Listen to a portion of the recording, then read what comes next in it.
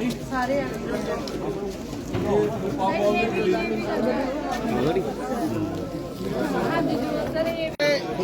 Vocal है, vocal for local. बिल्कुल देखो है जरूरी बारों ले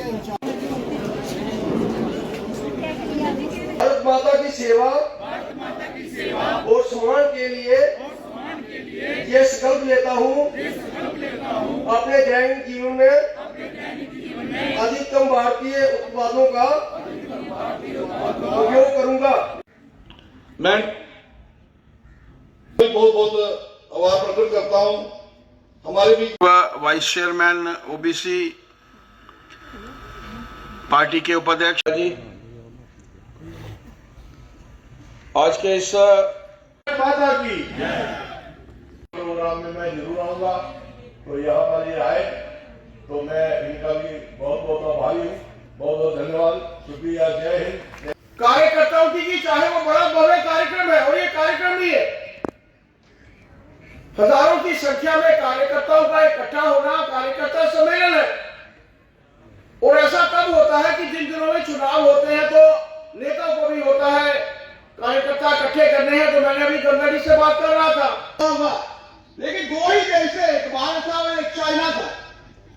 जो है वो चाइना रिप्रेजेंट करता था, लेकिन मित्रों हमारे ऊपर जो समय समय पर आक्रांता द्वारा आक्रमण किए गए, अंग्रेजों की नीतियां जिससे बिकाने के बारे में अभी चंद्रप्रकाश गंगा जी बात कर रहे थे, उन्होंने देश को इतना नीचे ले जाने की कोशिश की, क्योंकि हमारी संस्कृति विश्व की सबसे पुरानी संस्कृतियों में अगर कोई संस्कृति है तो भारत की संस्कृति है। जानते हो मोदी जी कहते हैं कि स्वदेशी अपनाओ। हमें जो हमारी बहनें, आपने ये देखा होगा, ये जितने प्रोडक्ट हैं ये सारे घर में बनाए हैं, और इनके साथ जुड़े हुए जो ग्रुप हैं इनके साथ कम से कम 1,500 से ज़्यादा बहनें जुड़ी हुई है जो काम कर रही है। और हमें चाहिए कि इनका जो बनाने का सिस्टम है वो भी हाइजीनिक है, और हमें अपने स्वदेशी को प्रमोट करना है। जितना हम अपने स्वदेशी को प्रमोट करेंगे इतनी एम्प्लॉयमेंट जनरेट होगी। हमें विदेशी चीज़ों का बहिष्कार जितना हो सके, कहीं मजबूरी है तो करें, लेकिन हमें अपने ही जो है उनका इस्तेमाल करना चाहिए, ताकि हमें लोगों को रोजगार पैदा हो सके, तभी हमारा देश आगे बढ़ेगा। में भारतीय जनता पार्टी के कार्यक्रम 25 तारीख को, जिसका आत्मनिर्भर भारत को लेकर देश के पूर्व यशस्वी प्रधानमंत्री स्वर्गीय अटल बिहारी वाजपेयी जी का जन्मदिन भी जो है वो 25 दिसंबर को पड़ता है। हर कार्यक्रम विधानसभा को लेकर, मातृशक्ति को लेकर, नौजवान पीढ़ी को लेकर अलग अलग कॉन्स्टिट्यूएंसीज में कार्यक्रम रखे गए थे। आज विजयपुर में मैं चंद्रप्रकाश गंगा जी और उनके मंडल अध्यक्ष, पूरी टीम को, हम उनके जिलाध्यक्ष, इन सबको साधुवाद देना चाहता हूं कि आज हज़ारों की संख्या में हर बूथ से कम 10 लोग, और मैं देख रहा था कि लगभग 1200 और 1500 के बीच में कार्यकर्ता जो होता है यहाँ पर इकट्ठे हुए थे। इन कार्यकर्ताओं के माध्यम से पूरे कॉन्स्टिट्यूएंसी में एक आह्वान है कि हम सबको आत्मनिर्भर भारत को बनाने की तरफ अग्रसर होना है, और वो तभी हो सकता है कि जब हम लोग स्वदेशी को जो है वो अपनाएंगे और विदेशी को भगाएंगे। इसी की तरफ एक बढ़ता हुआ कदम, हर कॉन्स्टिट्यूएंसी में मेले भी लगेंगे, और मैंने आज जिलाध्यक्षा और हमारे प्रभारी सह प्रभारी से बात की है। हम लोग चाहते हैं कि यहाँ पर मेला भी लगाया जाए, इसमें हमारी स्वदेशी जो वस्तुएं हैं, यहाँ की हमारी जो मैन्युफैक्चरिंग है या यहाँ पर हमारे होती हैं, उन वस्तुओं को भी जो है वो प्रोत्साहित किया जाए।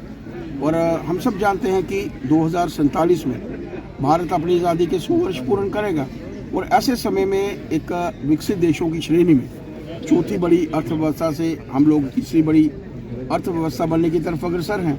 और तीसरी से पहली अर्थव्यवस्था तभी हम लोग बन सकते हैं कि जब हमारा भारत जो है आत्मनिर्भर होगा, जब हम लोग स्वदेशी अपनाएंगे और अपने पाँव के ऊपर 140 करोड़ जनता जो है वो खड़ी होगी।